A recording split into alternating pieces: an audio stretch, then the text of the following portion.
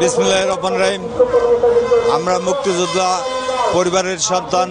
আমরা এই মুক্তিযোদ্ধা পরিবারের পক্ষ থেকে আমরা পিআর পদ্ধতি এবং না ভোট আমরা চাই। আমরা কোনো ভোট চাই না।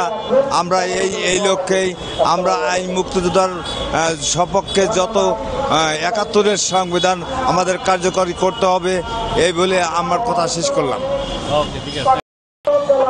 জাতীয়তাবাদী মুক্তিযোদ্ধা দল আজকে সমাবেশ মুক্তিযোদ্ধা দলের পক্ষ থেকে অভিনন্দন। আমরা মুক্তিযোদ্ধা দল আমরা চাই সুষ্ঠু নির্বাচন, সুন্দর নির্বাচন।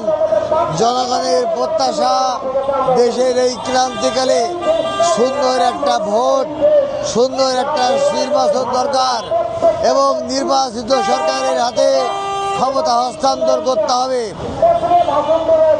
আমরা এই দাবি নিয়ে এই সমাবেশের জন্য আসছি। আমরা এই নির্বাচন সুন্দর এবং সুষ্ঠু হোক, এই নির্বাচনের দাবি নিয়ে আসছি।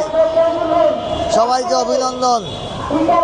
আমরা রাজবাড়ী জেলাবাসী আজকে কেন্দ্রীয় আমরা জাতীয়তাবাদী মুক্তিযোদ্ধা দলের সমাবেশ সফল হোক, সার্থক হোক এবং সুষ্ঠু সময়ে সুন্দর নির্বাচন হোক, ৩১ দফা বাস্তবায়ন হোক, আমরা এই দাবি নিয়ে আসছি।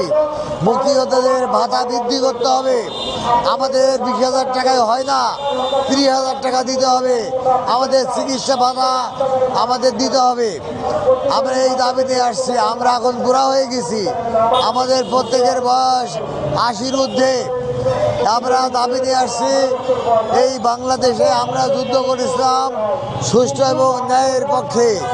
আমরা চাই এই ন্যায় প্রতিষ্ঠিত হোক এবং অল্প সময়ের মধ্যে ফেব্রুয়ারির মধ্যেই সুষ্ঠু সুন্দর নির্বাচন দাবি রাখছি। সবাইকে অভিনন্দন।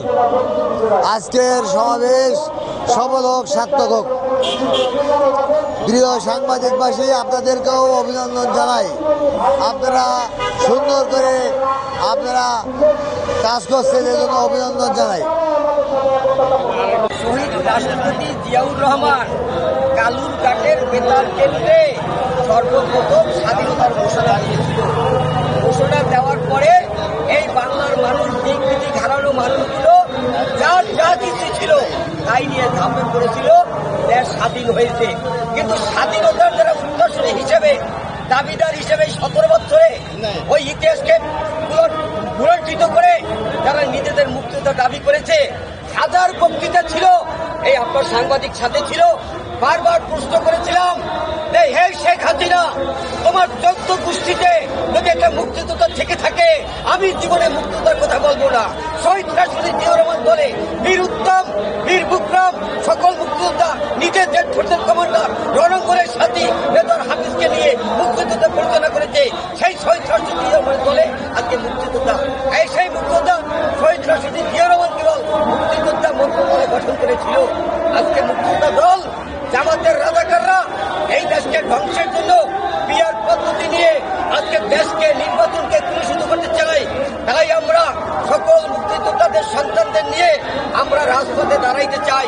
ঐক্যবদ্ধভাবে দেশ এবং জাতির স্বার্থে, মুক্তিযোদ্ধাদের স্মৃতি রক্ষা করার স্বার্থে, দেশের সার্বভৌমত্ব রক্ষা করার জন্য আমরা মুক্তিযোদ্ধাদের সন্তানদের সুসংগঠিত করে বাংলাদেশে মুক্তিযুদ্ধের স্মৃতি রক্ষা করতে চাই।